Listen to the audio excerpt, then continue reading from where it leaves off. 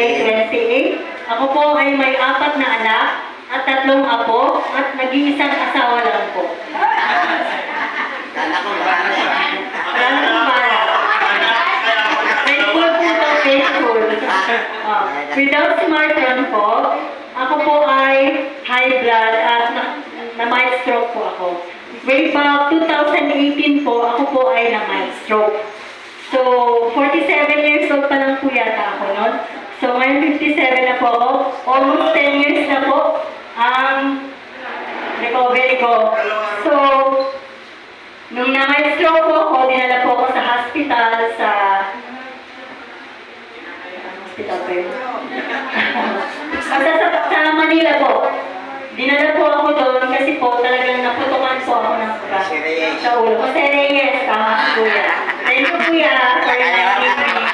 So, Jose Reyes po ako dinala noon kasi talagang hindi na po ako makatayo noon. Sabi ko sa anak ko, dalhin niyo na ako sa ospital kasi hindi na ako makatayo. Tapos, nangiwi po ako noon, tapos nakapala ako, hirap ako magsalita.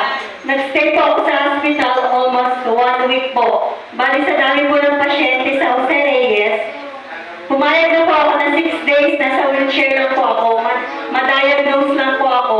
At for the 7th day na po, doon lang po ako napunta sa ward, pero pauwi na rin po ako noon. So, nakauwi na po ako noon, nung almost 1 week po ako sa hospital. So, after po noon, mga ilang months po naka-recover po ako kasi marami rin po akong ininom na gamot noon.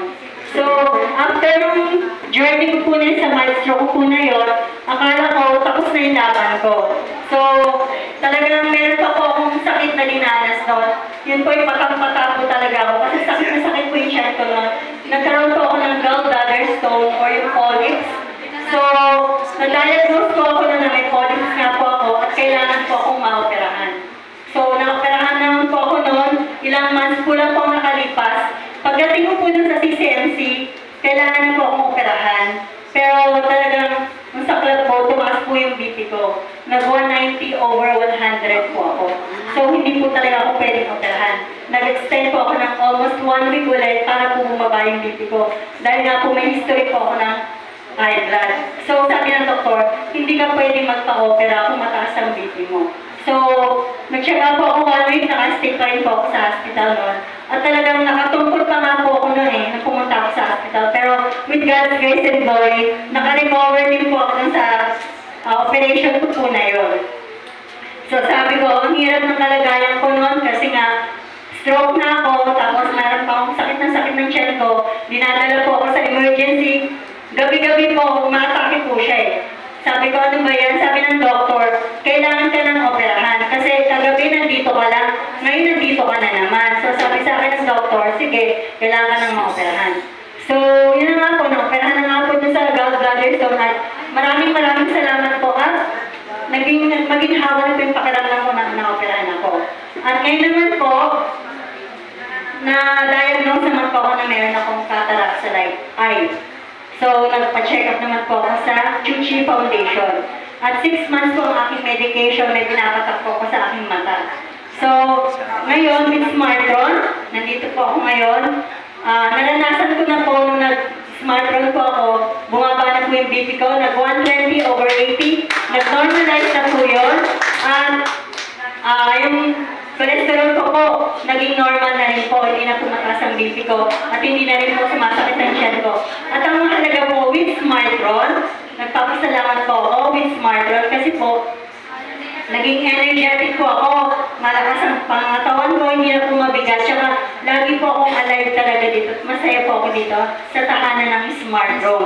Hindi nyo lang po alam kung paano po ako napapasaya na staff dito, at nagpapasalamat po una sa lahat sa aking ka-churchmate po, si Brother Wilson Ong. Bagamat wala po siya dito, siya po yung naging tulay, naging blessing ko para po makarating dito sa Aina. Kasi po siya ang nag-insist sa akin, Ate Mayan, mag-Smartron ka para tuloy-tuloy yung recovery mo. So hanggang ngayon po, hindi po ako tumatanta na hindi umattend dito. Lagi-lagi po wala po akong absent kasi po talagang yung recovery na naranasan ko po rito sa Smartron. At hindi lang po ako nagpapasalamat kay Brother Wilson Ong, lahat po sa staff ng Aina Muñoz.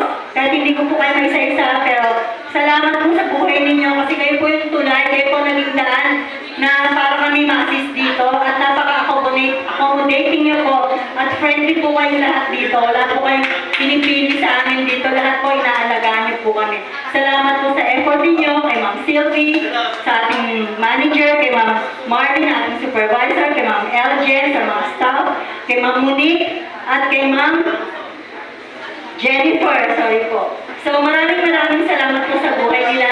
Sila po ang nagiging source natin para tayo ay maalalayan dito. Hindi lamang po ako nagpapasalamat sa mga staff, lalo na po kay Sir Har, kasi po, siya po ang ginamit ng Panginoon para po tayo ay makagamit ng smartphone at maimbento po itong machine na ito na nakakatulong po sa atin para sa ating mga sakit at ma-achieve natin ang kagalingan.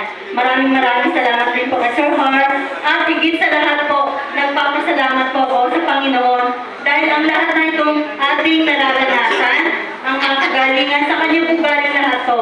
Wala pong imposible sa Panginoon. Siya po talaga ang great healer natin. Ginagamit lang po ang smartphone, ang mga staff, si Sir Har, para maging daan, maging tulay, maging instrumento para tayo lahat gumaling at humaba pa po ang ating mga buhay. Yun lamang po, without, no other way, just smartphone. No other way, just smartphone. No other way, just God bless po sa ating lahat. To God all the glory.